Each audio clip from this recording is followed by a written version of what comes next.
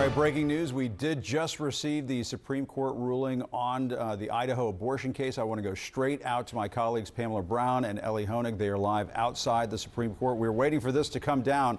Do we have any new details, Pamela, on what's happening?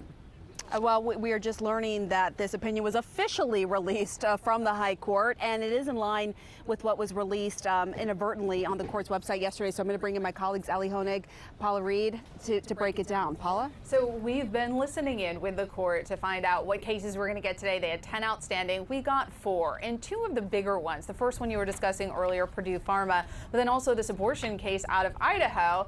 But a little bit of a spoiler, of course, we got this yesterday. It was inadvertently leaked on the court's website. But yesterday in a statement, while the Supreme Court confirmed it had inadvertently briefly appeared on the website, it did not confirm that it was actually the opinion. And instead, the statement said that the actual formal opinion would be released in due course. Well, it looks like in due course is today. So as we reported yesterday, in this opinion, the court sides basically with the Biden administration for now, but this is specific to the state of Idaho. They're saying, look, in the state of Idaho, right now, if doctors need to perform abortions to stabilize a woman in an emergency room setting, they can continue to do that, even though the state law would require doctors to wait until a woman's life is in danger. But the reason this doesn't really resolve the issue is because this only applies to Idaho. And in her concurrence, Justice Ketanji Brown Jackson, she said, look, this isn't a victory because you're not answering the question of what doctors are required to do by law now that you've sort of tossed overturned Roe v. Wade and tossed this issue down to the states.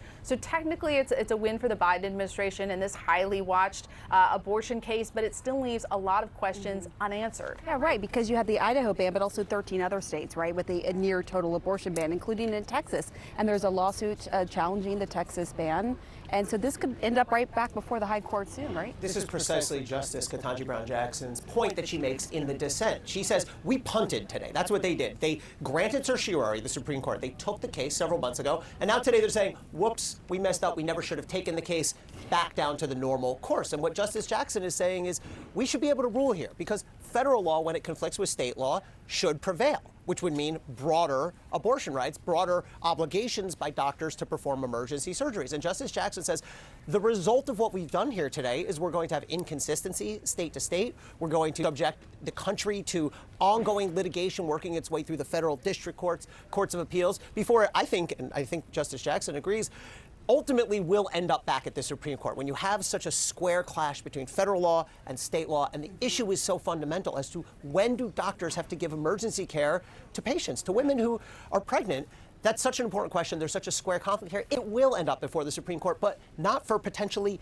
many years. So that's the frustration that Justice Jackson is voicing. But Paul is exactly right. The practical effect for now is that in Idaho, doctors do have to give emergency care to women if their lives are in danger, or, and this is where the conflict comes in, or if it's necessary, short of saving their life, if it's necessary to stabilize a serious medical condition. Which could be, risk to their fertility, which could be organ failure. So this is going to have big implications for women in Idaho as well as providers in Idaho, some of who have actually left the state because of the abortion ban.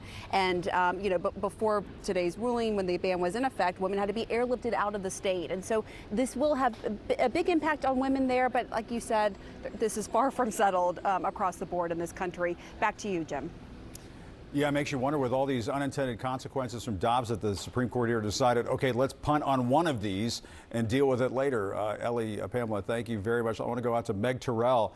And Meg, a little weird in terms of how this ruling came out yesterday, but it sounds like it's pretty much in line with what we saw yesterday. What do you think? What is this going to mean for women's health?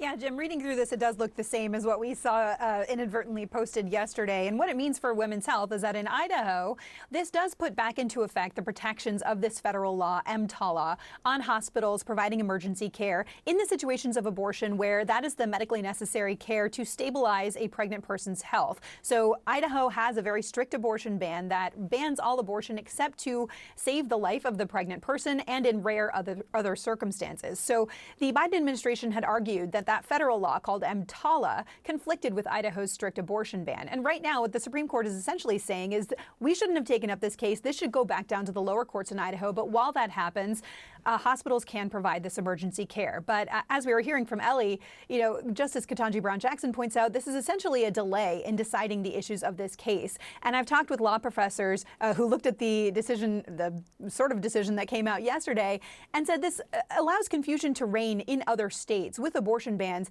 even in states that have exceptions for the health of the pregnant person. Because in many instances, I was talking with Elizabeth Sepper at the University of Texas at Austin School of Law, and she was saying a lot of those states that have health exceptions, those exceptions are narrower than what the EMTALA federal law would state. And so there is still going to be a lot of confusion in other states, particularly in Texas, where the Biden administration has asked the Supreme Court to look at their abortion ban. And so we are potentially going to see this come back. But what a lot of folks have been pointing out today is that on both of the abortion cases before the court this term, mifepristone, the abortion pill, they dismissed that based on standing. They didn't consider the merits of that case. Now with this emergency abortion case, sending it back down to the lower courts. So there is a thought that this pushes this off until after the election, potentially, when, depending on who wins, this could come back in myriad ways, either through the courts or through other methods. And so this doesn't really settle any of these cases about abortion through the courts. This just sort of says that the courts aren't going to really issue decisions on the merits right now.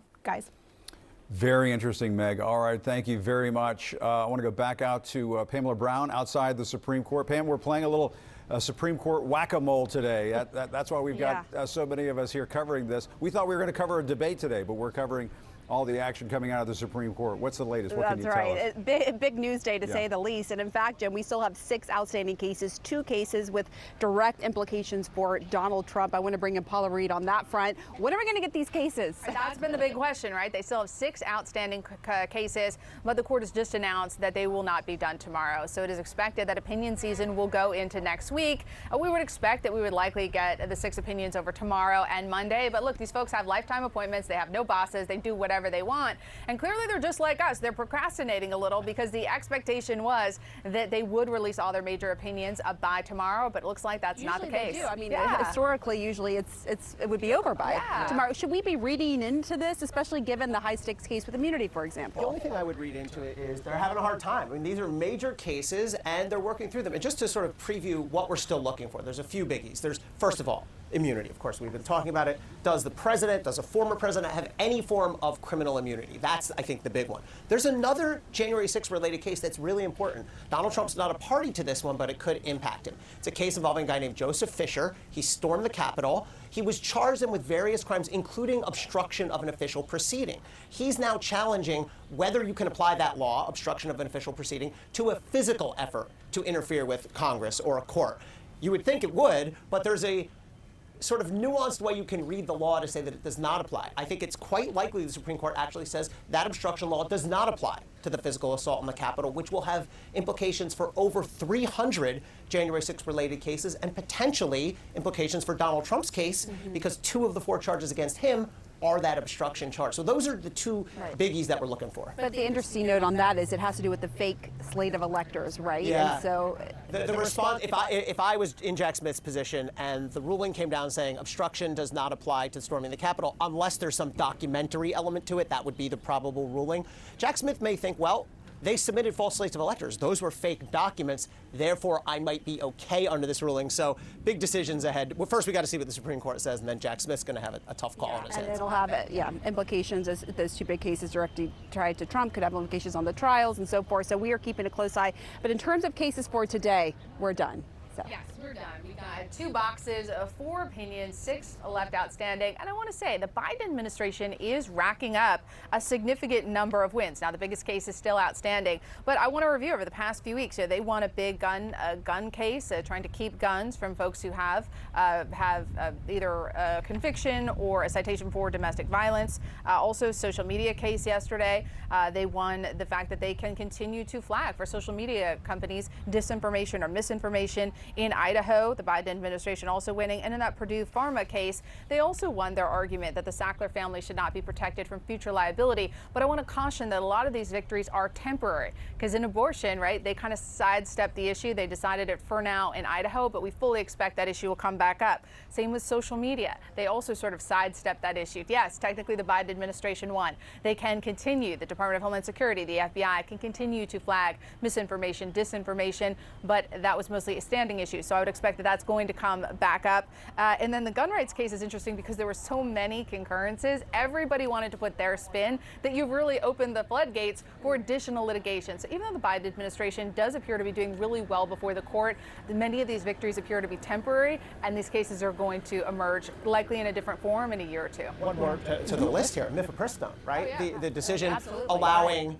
the abortion medication to continue to be distributed and accessed as is. The Biden administration challenged restriction or fought against restrictions on that. They won, but again, to your point, Paula, potentially temporary, because the ruling was the challengers in that case did not have standing, meaning they did not have a proper legal basis to bring a suit. So for now, big win for the Biden administration on mifepristone, on abortion medication, but like many of these other cases, could end up winding its way back through the courts and wind up right back over there.